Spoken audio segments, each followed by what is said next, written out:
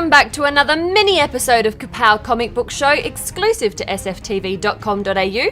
I'm Sonia. And I'm Al, but of course you already knew that, because you've been following every episode of this show with a fanaticism that borders on mania. Oh, speaking of mania, actually, we're taking a look at a couple of left-of-centre comics this week. We're having a look at The House of Golden Bones from Dark Horse and Polarity from Boom Studios. Well, let's dive straight in with House of Golden Bones. Excellent. Now, this is an interesting tale written by Corey Taylor, who is, of course, the lead singer-songwriter of both Slipknot and Stone Sour. It follows a man referred to only as the Human, as he travels through a twisted landscape pursued by what appear to be heavy metal zombies.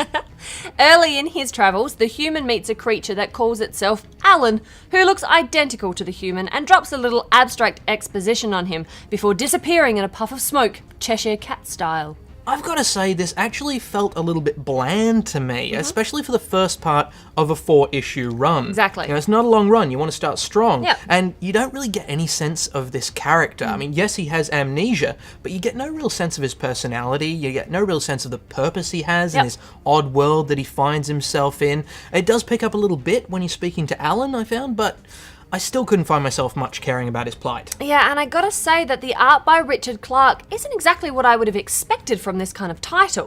What should have been a slightly nightmarish dreamscape is rendered in a straightforward, cartoonish style that, look, although with a couple of inspired moments, is mostly kind of flat and uninteresting. I found myself getting quite bored while reading this. I'm not impressed, I'm giving it a berry. Okay, look, I've got to say, I didn't have any impulse to read any more of this this short series myself, so I'm going to have to give it a berry as well.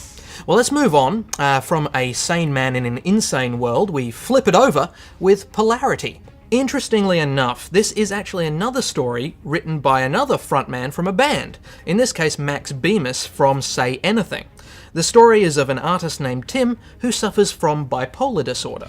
Tim is quite a fascinating and textured character that you feel genuinely engaged with. There's a combination of snappy and believable dialogue combined with rather an endearing internal monologue that makes you really feel for these characters and you care about them pretty much immediately. Absolutely. And the interesting thing is the question as to whether Tim does have a mental disorder or whether his delusion that he's an invincible telepathic Superman is actually true.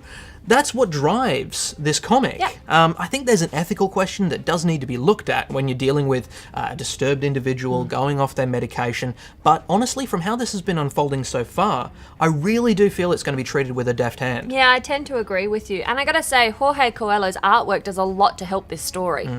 His character models look fantastic, and the strength and motion of the images he plays with are a joy to behold, while still carrying a slightly worrying edge to them. In particular, the double-page spread that depicts Tim's world unraveling as he goes off his medication is pitch perfect.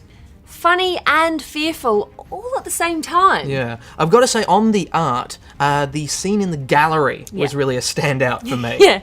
The sheer variety of hipster fashion was almost a character study in itself, and it really played to Tim's sense of alienation and discomfort in dealing with the world around him. This one's going to be a buy from me. Once again, it's a 4-issue run, but this one grabs you from the very first panel and doesn't let you go. You're thinking about it even after you finish the comic. I really love this. Yeah, no, absolutely. I could not agree more. I'm often not a huge fan of Boom Studios and the stuff coming out of there, but they are definitely onto a winner with this one. This is definitely a buy from me as well. And with that, guys, that is all we have time for this week. Don't forget to head on over to youtube.com/Kapow Comic Book Show, where this week we take a look at all things Iron Man. So that's going to be fantastic. But until next week, guys. Bye.